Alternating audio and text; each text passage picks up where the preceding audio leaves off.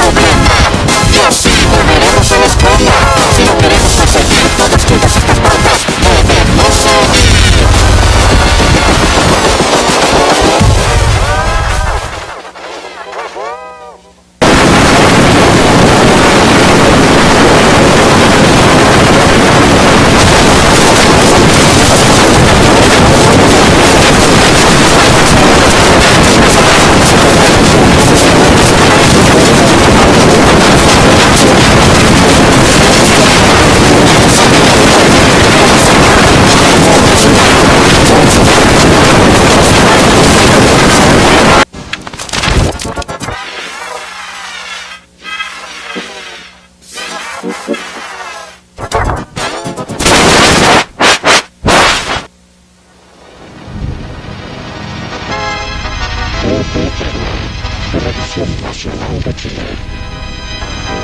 Finaliza sus transmisiones la señal nacional de Televisión Nacional de Chile, que llega vía satélite al territorio donde reside el 98% de la población del país.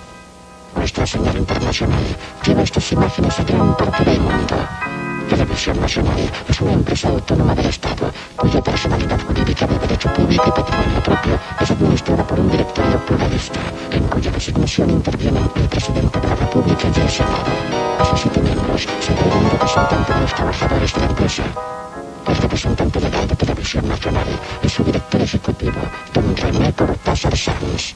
Su domicilio está ubicado en Bellavista 0990, Providencia, región metropolitana. Esperamos cumplir con nuestra misión de informar con objetividad, elevar el nivel cultural del país y entretener sanamente. Deseamos estar junto a usted con lo mejor de lo nuestro. Muy buenas noches. TVN, Televisión Nacional de Chile, el canal de todos.